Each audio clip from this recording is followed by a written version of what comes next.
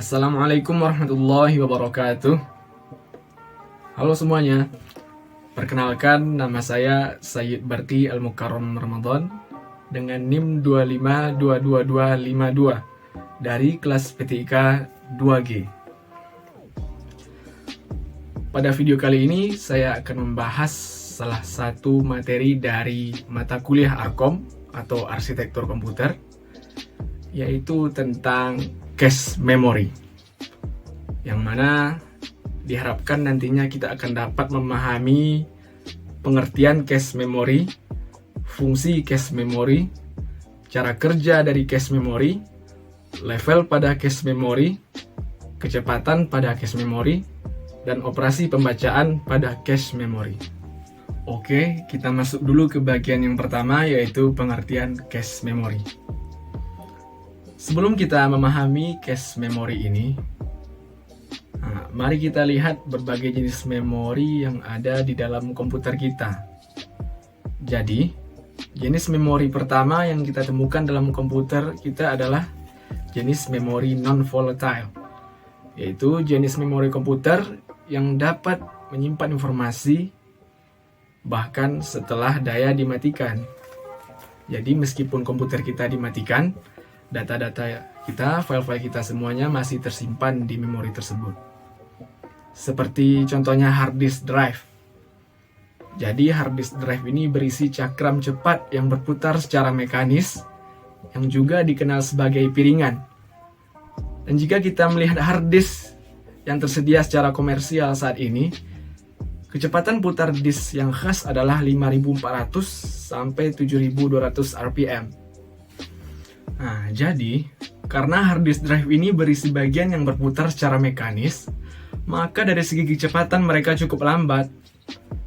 Jadi, kecepatan baca atau tulis tipikal yang kita dapatkan dari hard disk drive ini berkisar antara 80 sampai 150 Mbps. Namun jika kita melihat clock speed dari CPU, itu berada di kisaran 1 GHz hingga 4 GHz. Jadi meskipun prosesor mampu menerima data dengan kecepatan yang jauh lebih tinggi, namun tidak bisa mendapatkan data melalui hard disk drive ini dengan kecepatan yang sama. Nah, dan disitulah memori jenis kedua ini muncul, yaitu Random Access Memory, atau yang biasa kita sebut sebagai RAM. RAM ini lebih cepat dibandingkan dengan hard disk drive. Jadi, RAM ini dapat memberikan data ke CPU dengan kecepatan yang jauh lebih cepat dibandingkan dengan hard disk drive. Tetapi tetap saja ini lebih lambat ketimbang kecepatan clock CPU sendiri. Jadi kecepatan RAM itu berkisar di antara 400 sampai 800 MHz. Ini lebih lambat dari kecepatan clock CPU. Tetapi jika kita melihat RAM generasi terbaru seperti DDR3, DDR4, maka mereka dapat beroperasi dengan kecepatan yang jauh lebih cepat seperti 1600 MHz atau hingga 2100 MHz. Nah, jadi sekarang jika kita melihat RAM ini sebanding dengan kecepatan CPU, apakah dapat kita katakan bahwa RAM yang lebih baru ini dapat memasok data ke CPU dengan kecepatan yang lebih cepat? Maka jawabannya adalah tidak. Jadi, prosesor modern yang kita gunakan bukanlah prosesor single core, melainkan prosesor multi-core. Artinya memiliki core yang banyak. Itu bisa berupa dual core, quad core, bahkan mungkin octa core.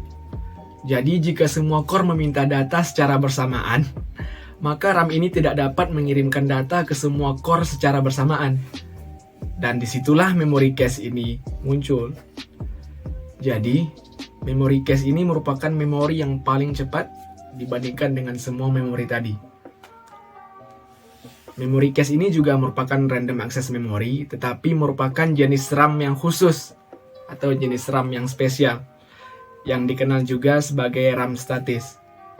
Jadi, tidak seperti RAM dinamis yang kita temukan di dalam RAM konvensional, tapi RAM statis ini cukup cepat. Dan ukuran tipikal dari memori cache ini berkisar antara kilobyte hingga beberapa megabyte saja. Jadi, data yang sering dibutuhkan oleh CPU dapat disuplai oleh cache memori ini. Jadi, pada umumnya beberapa instruksi dan data yang diperlukan oleh CPU akan disimpan di dalam memori cache ini. Jadi, jika kita simpulkan pengertiannya, maka cache memori adalah jenis memori yang berada di antara CPU dan memori utama komputer. Tujuan dari memori cache ini adalah untuk menyimpan data dan instruksi yang sering digunakan oleh CPU secara sementara agar dapat diakses dengan lebih cepat oleh CPU tersebut. Cache memori memiliki kapasitas yang lebih kecil daripada memori utama, tetapi memiliki kecepatan akses yang lebih tinggi. Selanjutnya kita masuk ke bagian B, yaitu fungsi dari cache memori. Fungsi utama dari cache memori adalah mengurangi waktu akses CPU terhadap memori utama. Artinya apa? Dengan menyimpan data yang sering digunakan di cache memori, maka CPU dapat mengambil informasi tersebut dengan cepat tanpa harus mengakses memori utama yang lebih lambat tadi kan. Hal ini membantu meningkatkan kecepatan eksekusi program dan kinerja keseluruhan sistem. Fungsi yang kedua yaitu cache memori ini bertindak sebagai perantara antara CPU dan memori utama, mempercepat eksekusi program, dan meningkatkan kinerja keseluruhan sistem. Fungsinya yang ketiga yaitu mengurangi beban pada memori utama. Cache memori juga berfungsi untuk mengurangi beban pada memori utama. Ketika CPU membutuhkan data, maka cache memori menjadi tempat pertama yang akan diperiksa. Jika data sudah ada di cache atau cache hit, maka data tersebut dapat segera diberikan kepada CPU tanpa harus melakukan akses ke memori utama. Dengan demikian, cache memori mengurangi jumlah akses ke memori utama yang lebih lambat, mengurangi latensi dan beban lalu lintas pada bus memori, dan juga dapat membebaskan bandwidth memori utama untuk penggunaan lainnya. Nah, fungsinya yang keempat yaitu mengoptimalkan kinerja CPU. Dengan menyediakan akses cepat ke data dan instruksi yang sering digunakan, cache memori ini dapat membantu mengoptimalkan kinerja CPU. CPU dapat bekerja lebih efisien dan tanpa harus menunggu akses memori yang lebih lambat. Hal ini sangat penting dalam menjalankan aplikasi yang membutuhkan banyak akses ke memori. Seperti contohnya game, permainan komputer itu, aplikasi grafis, dan pemrosesan data besar lainnya. Nah, cache memori menjadi penengah antara CPU dan memori utama, mempercepat transfer data dan meningkatkan throughput komputasinya. Selanjutnya kita akan membahas cara kerja dari cache memori. Jadi, cache memori ini bekerja berdasarkan prinsip lokalitas, yaitu kecenderungan bahwa data yang baru diakses kemungkinan besar akan digunakan kembali dalam waktu yang dekat. Ketika CPU membutuhkan data, cache memori pertama kali memeriksa apakah data tersebut sudah ada di dalam cache. Jika data ditemukan atau disebut dengan cache hit, maka data tersebut langsung diberikan kepada CPU. Jika data tidak ada di cache memori tadi, maka CPU harus mengambil data dari memori utama dan menyimpannya di cache untuk akses berikutnya. Nah, jika kita uraikan lebih lengkap, maka di sini saya akan membaginya menjadi 5. Yang pertama ada prinsip lokalitas. Nah, cache memori bekerja berdasarkan prinsip lokalitas seperti yang dijelaskan tadi. Nah, prinsip lokalitas ini terbagi menjadi 2 jenis, yaitu lokalitas spasial dan lokalitas temporal. Lokalitas spasial menyatakan bahwa ketika data diakses, kemungkinan besar data yang berdekatan di memori juga akan digunakan dalam waktu dekat.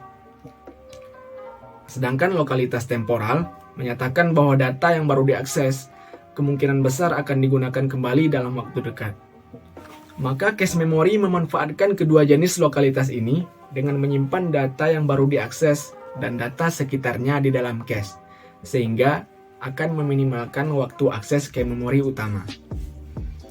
Yang kedua ada level dan hierarki.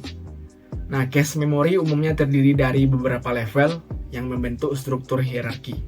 Level 1 atau L1 merupakan cache level terdekat dengan CPU dan memiliki kapasitas yang relatif kecil, tetapi kecepatan aksesnya yang sangat cepat.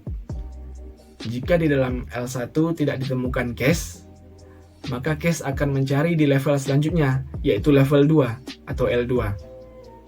L2 cache memiliki kapasitas yang lebih besar dibandingkan L1, tetapi kecepatan aksesnya lebih lambat. Pada beberapa arsitektur juga ada level 3 atau L3 cache yang memiliki kapasitas yang lebih besar, tetapi kecepatan aksesnya lebih lambat dibandingkan L1 dan L2 cache. Yang ketiga ada operasi baca dan tulis. Ketika CPU membutuhkan data, cache memori pertama kali memeriksa apakah data tersebut sudah ada di dalam cache. Proses ini disebut sebagai cache lookup. Jika data ditemukan di cache atau cache hit, maka data tersebut diserahkan langsung kepada CPU yang disebut sebagai operasi pembacaan cache. Jika data tidak ditemukan di cache atau cache miss, maka cache harus melakukan operasi pembacaan dari memori utama untuk mengambil data yang diminta. Setelah data ditemukan di memori utama, data tersebut disalin ke dalam cache untuk digunakan pada akses berikutnya. Nah, jika CPU melakukan operasi penulisan, data tersebut akan disimpan di dalam cache dan kemudian akan dikirim ke memori utama saat terjadi kesempatan. Yang keempat, ada algoritma penggantian. Cache memory menggunakan algoritma penggantian untuk menentukan data mana yang harus dikeluarkan dari cache saat kapasitas cache sudah penuh dan data baru perlu dimasukkan. Nah, algoritma yang umum digunakan adalah Least Recently Used atau LRU, yaitu menggantikan data yang paling lama tidak digunakan. Algoritma ini berdasarkan asumsi bahwa data yang baru diakses atau data yang sering diakses kemungkinan akan digunakan lagi dalam waktu yang dekat. Yang kelima ada koherensi cache. Jika ada lebih dari satu cache yang terhubung ke sistem, seperti dalam sistem multiprosesor tadi, maka cache harus menjaga koherensi data di antara cache-cache tersebut. Koherensi cache memastikan bahwa setiap cache memiliki salinan data yang konsisten dan terbaru. Ketika satu cache melakukan operasi penulisan suatu data, cache-cache lainnya harus diberitahu dan memperbarui salinan mereka sendiri untuk menjaga konsistensinya. Selanjutnya kita akan membahas level-level pada cache memory. Yang pertama ada level 1 atau L1 cache. L1 cache merupakan cache level yang terdekat dengan CPU dan memiliki kecepatan akses yang sangat cepat. Biasanya setiap inti CPU memiliki L1 cache yang terpisah untuk instruksi dan data. L1 cache dirancang untuk menyimpan data dan instruksi yang paling sering digunakan oleh CPU. Kapasitas L1 cache ini relatif kecil, umumnya berkisar dari beberapa kilobyte hingga beberapa puluh kilobyte saja.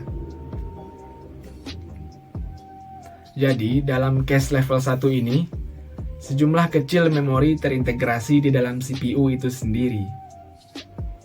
Dan semua core di dalam CPU memiliki cache level 1 masing-masingnya.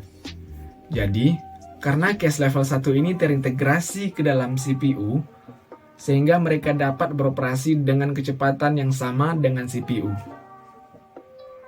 Dan itulah alasannya, cache level 1 merupakan cache level yang paling cepat di antara semua level cache lainnya. Ukuran memori tipikal dari cache level 1 ini berkisar antara 2 KB hingga 64 KB saja. Sangat kecil bukan? Di dalam cache level 1 ini ada dua jenis cache. Yang pertama adalah cache instruksi yang berfungsi menyimpan semua instruksi yang dibutuhkan oleh CPU. Dan yang kedua ada cache data yang berfungsi untuk menyimpan data yang dibutuhkan oleh CPU. Selanjutnya ada level 2 cache atau L2. L2 cache ini berada di atas L1 cache di dalam hierarki cache memory. L2 cache ini memiliki kapasitas yang lebih besar dibandingkan L1 cache, tetapi kecepatan aksesnya sedikit lebih lambat. Biasanya L2 cache ini bersifat bersama atau shared di antara inti-inti CPU dalam sistem multiprosesor. L2 cache menyimpan data dan instruksi yang kurang sering digunakan dibandingkan dengan L1 tadi. Dan kapasitas L2 cache ini bisa mencapai beberapa megabyte. Jadi ukuran memori pada cache level 2 ini berkisar antara 256 KB hingga 512 KB. Namun di dalam kecepatan, mereka masih lebih lambat dibandingkan L1. Selanjutnya ada level 3 atau L3 cache. Level 3 cache ini adalah level cache yang terletak di atas L2 cache tadi. Tetapi tidak semua sistem memiliki L3 cache. L3 cache, jika ada, memiliki kapasitas yang lebih besar dari L2 cache, yang berfungsi sebagai cache bersama untuk semua inti CPU dalam sistem multiprosesor. L3 cache ini dirancang untuk menyimpan data yang lebih jarang digunakan oleh CPU dibandingkan dengan L2 dan L1 tadi. Kecepatan akses L3 ini lebih lambat juga. Dan kapasitasnya dapat mencapai beberapa megabyte hingga beberapa puluh megabyte. Selanjutnya ada juga level yang lebih tinggi.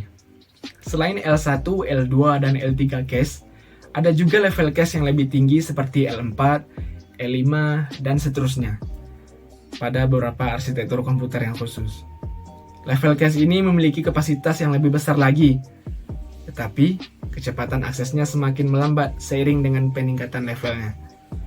Level cache lebih tinggi biasanya digunakan pada sistem yang membutuhkan kapasitas cache yang sangat besar, seperti dalam server atau komputer dengan kebutuhan pemrosesan data yang tinggi. Nah, pada umumnya semakin tinggi level cache, maka kapasitasnya juga semakin besar, tetapi kecepatan aksesnya akan menjadi semakin lambat. Ini disebabkan oleh trade-off antara ukuran cache dan kecepatan akses yang dapat dicapai. Level cache yang lebih dekat dengan CPU, misalnya L1 cache, memiliki ukuran yang lebih kecil, tetapi kecepatan aksesnya yang sangat tinggi. Sementara level cache yang lebih tinggi memiliki kapasitas yang lebih besar, tetapi kecepatan aksesnya yang lebih lambat. Selanjutnya kita akan masuk ke pembahasan kecepatan cache memory. Nah, kecepatan cache memory ini dapat bervariasi tergantung pada beberapa faktor, seperti jenis dan tingkatan cache atau level-level tadi, dan arsitektur sistem, serta teknologi yang digunakan. Namun, secara umum cache memory memiliki kecepatan akses yang sangat tinggi dibandingkan dengan memori utama. Yang pertama pada level 1 atau L1 cache. Kecepatan L1 cache dapat mencapai kecepatan yang sangat tinggi, biasanya berada dalam kisaran beberapa siklus clock CPU. Seperti contoh, L1 cache dapat memiliki kecepatan akses sekitar 1-2 nanosecond pada kecepatan clock CPU sekitar 2-4 GHz. Selanjutnya pada level 2 atau L2 cache, kecepatan akses L2 cache biasanya sedikit lebih lambat daripada L1 cache. Namun kecepatannya masih jauh lebih cepat daripada memori utama. Kecepatan L2 cache ini berkisar antara beberapa nanosecond hingga puluhan nanosecond, tergantung pada arsitektur dan teknologi yang digunakan. Selanjutnya pada level 3 atau L3 cache, jika ada L3 cache dalam sistem, kecepatan aksesnya biasanya akan lebih lambat daripada L1 dan L2. Kecepatan akses L3 cache ini dapat mencapai puluhan hingga beberapa ratus nanosecond, tergantung pada ukuran dan teknologi cache yang digunakan. Selanjutnya kita akan masuk ke bagian terakhir dari pembahasan kita kali ini, yaitu operasi pembacaan pada cache memory. Operasi pembacaan cache memory ini melibatkan beberapa tahapan. Yang pertama, CPU mengirimkan permintaan baca ke cache memory. Kemudian cache memory ini akan memeriksa apakah data yang diminta ada di dalam cache atau cache hit. Jika ada, data tersebut langsung dikirimkan kepada CPU. Jika tidak ada atau cache miss, yang juga sempat saya singgung di atas tadi, maka cache memori harus mengambil data dari memori utama. Setelah data ditemukan di memori utama, maka data tersebut disalin ke cache memori untuk digunakan pada akses berikutnya.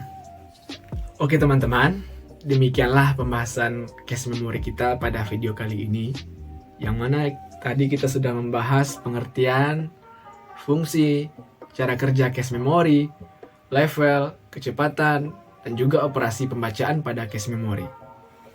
Saya harapkan dengan penjelasan saya tadi, semoga teman-teman dapat memahami bagaimana cache memori tersebut.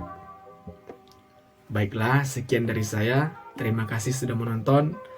Wassalamualaikum warahmatullahi wabarakatuh.